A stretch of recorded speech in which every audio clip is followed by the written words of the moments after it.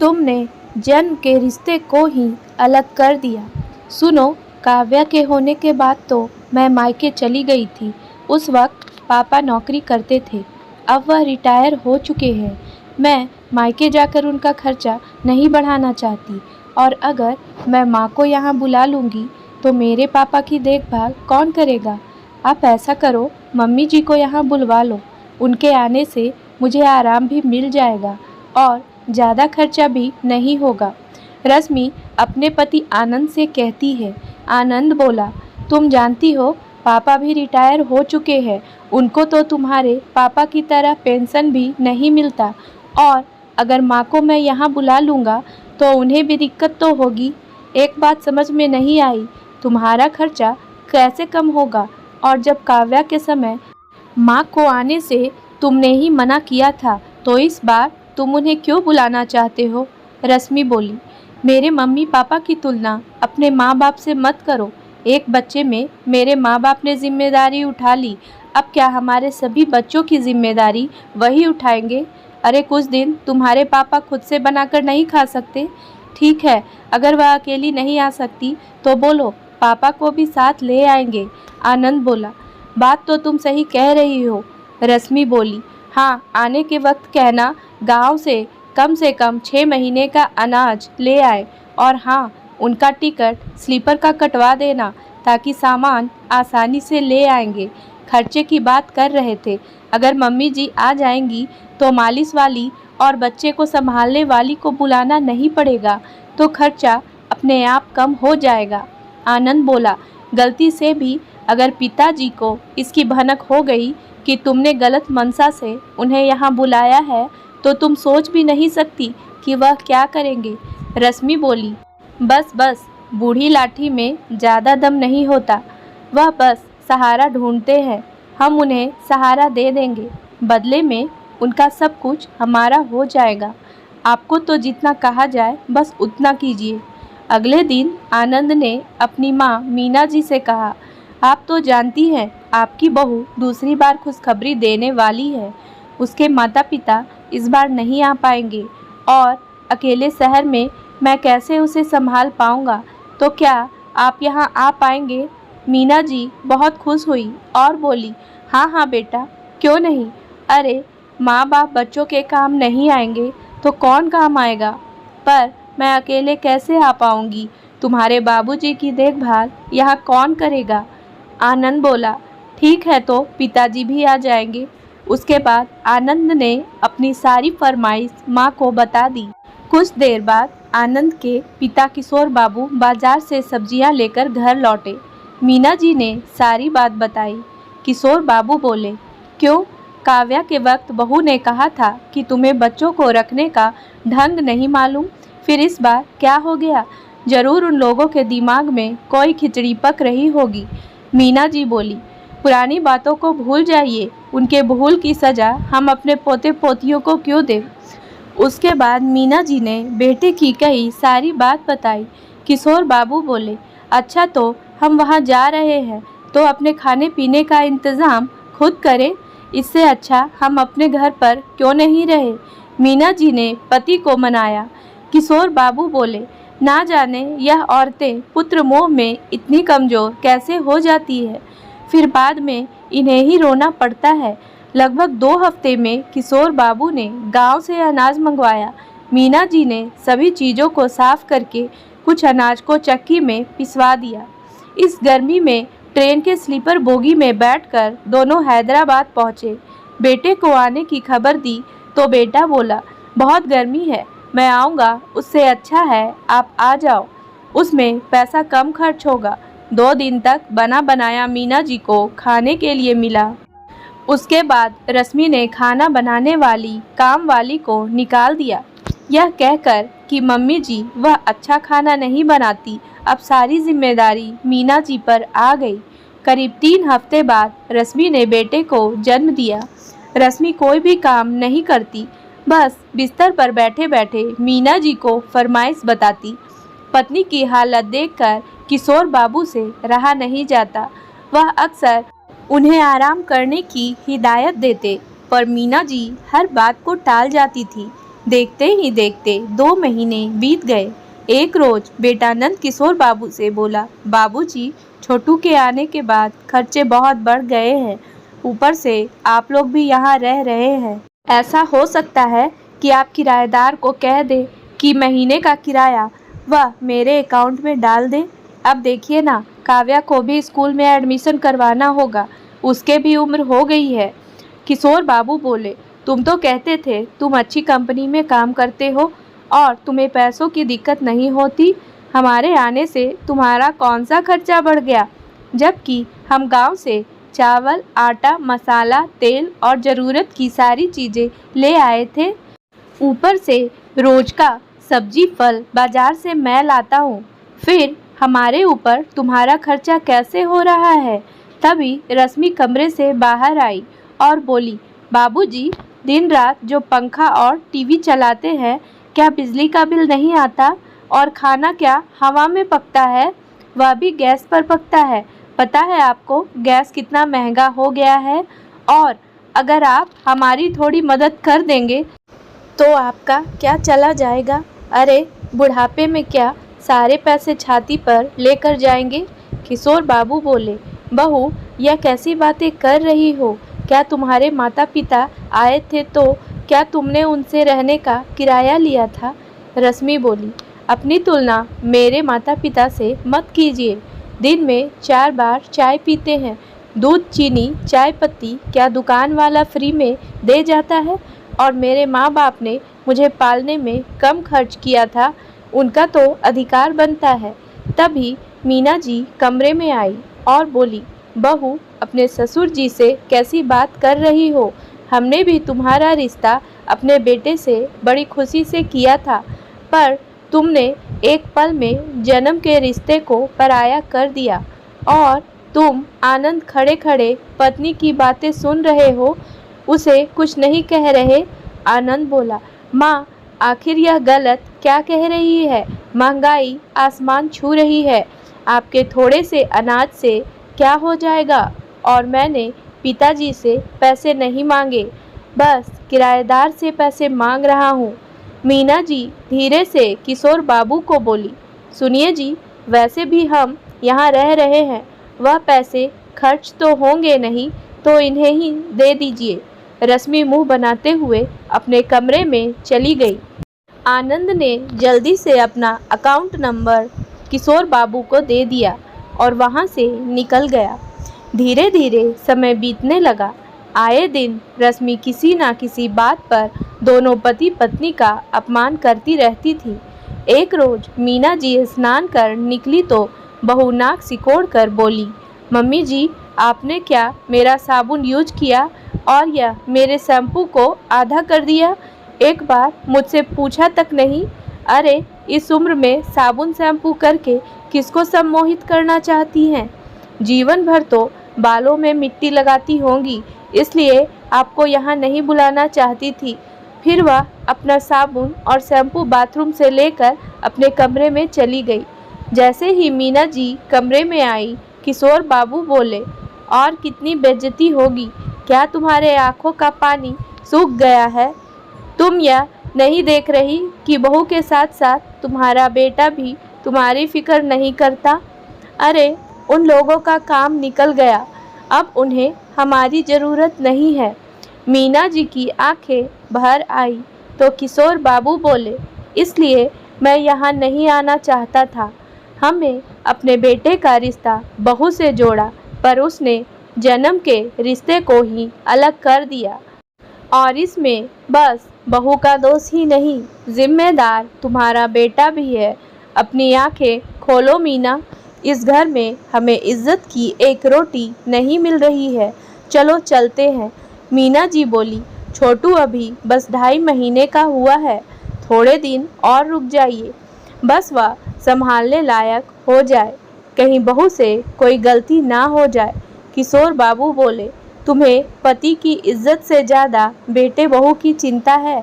अरे जिस बेटे को तुमने 25 साल तक संभाला, जब वह तुम्हारा अपना नहीं हो पाया, तो इस छोटे से बच्चे को क्या मुंह लगाकर बैठी हो? अगर तुमने कल तक अपना सामान नहीं बांधा तो मैं अकेला ही चला जाऊंगा। इतना कहकर किशोर बाबू कमरे से निकल गए। शाम के 7 बज रहे थे। मीना जी के पैरों में थोड़ा दर्द हो रहा था, तो वह पैर ऊपर करके अपने ही हाथों से अपना पैर दबा रही थी। तभी रश्मि आई और बोली, मम्मी जी, क्या आज खाना नहीं बनेगा? आपको सोचना चाहिए था, छोटा बच्चा है, मुझे भूख जल्दी लग जाती है। और यह क्या, पैर सोफे पर ऊपर क्यों रखी है? नीचे रख कर बैठिए। मीना जी बोली, हाँ हाँ बना देती हूँ, बस एक बात तुमसे कहनी थी। रश्मि, जल्दी बोलिए, मेरे पास फालतू वक्त नहीं है। मीना जी बोली, बहू, 1 गिलास दूध अपने ससुर के लिए रख देना, रोज़ दवाई खाते हैं, दूध फ्री में नहीं आता है और दवाई तो पानी से भी लिया जा सकता है। इस उम्र में दूध पीकर क्या करेंगे? पूरे दिन तो रोटियां तोड़ते हैं, अब दूध पीकर क्या पहलवानी करेंगे? आप जल्दी से खाना बनाइए। इतना कहकर वह अपना फ़ोन देखते हुए अपने कमरे में चली गई। बहू की बातें सुनकर मीना जी की आंखें भर आई। जिस पति के लिए वह अपने घर पर क्या क्या जतन करती थी, आज उसे 1 गिलास दूध भी नसीब नहीं हो रहा। जो पति उनके लिए फल फूल बाहर से लाते थे, आज अपने ही पैसों को खर्च नहीं कर पा रहे हैं। मीना जी ने कुछ सोचा, फिर रसोई में जाकर खाना बनाई और कमरे में आकर किशोर बाबू से बोली, सुनो जी, इसके ऊपर से भरोसा उठ गया है। जो कल तक हमारे बच्चे थे, आज मालिक बन बैठे हैं और माँ बाप से किराया चाहते हैं। सही कहा था आपने, हमें बहुत पहले ही यहाँ से चले जाना चाहिए था। अगले दिन सुबह 4 बजे, जब तक सब बेफिक्र होकर सो रहे थे, मीना जी और किशोर बाबू अपने सामान को बैग में डाले घर से निकलने लगे। मीना जी पलटकर पीछे देखी तो किशोर बाबू बोले, मीना, जब अपना ही बेटा तुम्हारे दर्द को नहीं समझता तो उनके बच्चों से क्यों मोह लगा रही हो? चलो, यहाँ हमारे लिए कोई जगह नहीं है। मैं तुम्हें ढोल बाजे के साथ लेकर आया था, इज्जत की रोटी खिलाऊंगा, यह वादा किया था। मैं अपने वादे को सदा निभाऊंगा। इतना कहकर वह मीना जी का हाथ पकड़े और घर से निकल गए। करीब 9-10 बजे सब सोकर उठे। घर खाली था। रश्मि आवाज़ लगा रही थी, मम्मी जी, क्या घोड़े बेचकर सो रही हैं? चाय देने वाला भी कोई नहीं है। तभी उधर से उसकी काम वाली बोली, मैडम जी, अम्मा जी का कमरा तो खाली है, उनका सामान भी वहाँ नहीं है। आनंद भागकर कमरे में गया। वहाँ उन लोगों का कोई सामान नहीं था, बस टेबल पर एक कागज़ था जिसमें लिखा था, बहू, हमने बेटे के साथ तुम्हारा रिश्ता जोड़ा, तुमने जन्म के रिश्ते को अलग कर दिया, पर इसमें तुम्हारा कोई दोष नहीं। जब बेटा ही माँ बाप का दर्द नहीं समझा तो तुमसे क्या उम्मीद रख सकते हैं? आज से हमारा और तुम्हारा कोई रिश्ता नहीं होगा। इन 3 महीनों में तुमने जो हमें इज्जत दी है, भूल से भी कभी अपने माँ बाप के साथ ऐसा व्यवहार मत करना, वरना तुम्हारे बच्चे कल को तुम्हारे साथ वैसा ही करेंगे। ईश्वर ने तुम्हें भी एक बेटा दिया है, बस इतना ही दुआ करूँगा कि वह मेरे बेटे जैसा ना हो। 29 तारीख था। आनंद ने किराएदार को फ़ोन किया। तब किराएदार बोला, आप हमारे मकान मालिक नहीं हैं।